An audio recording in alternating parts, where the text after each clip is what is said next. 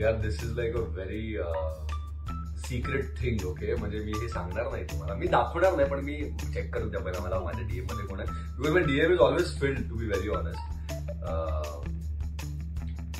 आता तरी दिस is like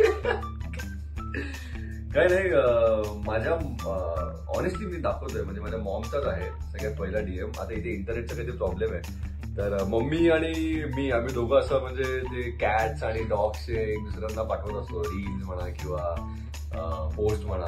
कारण की मग असं काहीतरी आम्ही एक्सपेरिमेंट आमच्या डॉग्स आणि कॅट सोबत करत राहतो. किंवा मम्मी अशी मला सांगत असते की आपली ॲना अशी का नाहीये, ॲनाला पण तू अशी ट्रेनिंग दे. ॲना म्हणजे माझी डॉग, मला हस्की आहे आणि माझे कॅट पण आहे, तर मग आम्ही ते असे चालू असतं काय ना काहीतरी. बाकी पण अशी बऱ्याच गोष्टी आहेत डीएम मध्ये जे मी तुम्हाला सांगणार नाही, कारण की सांगितलं पण नाही पाहिजे.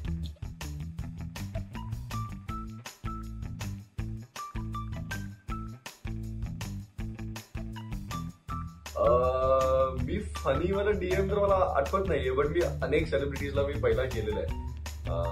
जेव्हा मी असं कोणतरी एंटरटेनमेंट इंडस्ट्रीमध्ये नव्हतो. मी सिद्धू दादाला पण केलं होतं एकदा, म्हणजे सिद्धार्थ जाधवला मी एकदा केलं होतं की त्याची ऍक्टिंग तर डेफिनेटली खूप कमाल आहे, सगळ्यांना माहिती आहे. तर मी त्यासाठी एकदा त्याला एक मेसेज केला होता. नंतर अजून की कोणाला केलंय असं की मी कायली जेनरला केलंय. येस, हे खूप मोठं आहे, कारण की ऑफकोर्स एव्हरीबडी लव्स कायली जेनर, सगळ्यांनाच आवडते ती. तर मी कायली जेनरला सतत मी करत असतो काही ना काहीतरी. आता मला इंटरनेटने मी तुम्हाला उघडून दाखवलं असतं की मी काय डीएम्स करतो तिला. तू समजा? हाँ नाही, तू समजा नाही. की युअर प्रिटी, आणि असं वाटतं की कधी ना कधीतरी कायली जेनर माझा डीएम उघडून बघेल.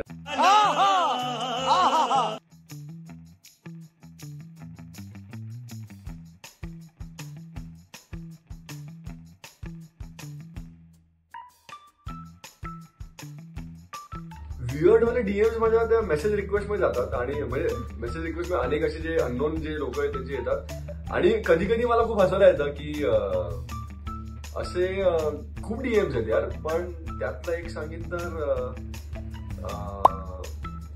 सगळ्यात कॉमन डीएम असा असतो की दादा आम्हाला बिग बॉस मध्ये जायचंय, तर आम्हाला काहीतरी तुम्ही सांगा कसं जायचं.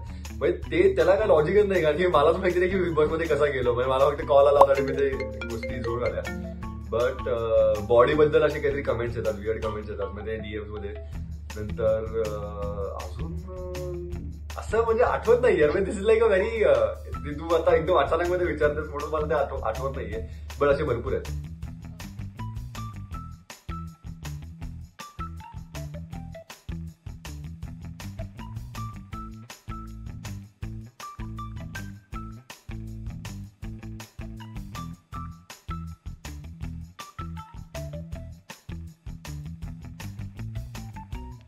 मी जर तुम्हाला इंस्टाग्राम वरती एक ऍप्लिकेशन आहे टूल्स मध्ये, आपल्याला कळतं की आपण एका दिवसामध्ये किती तास किंवा किती मिनिटं घालवले.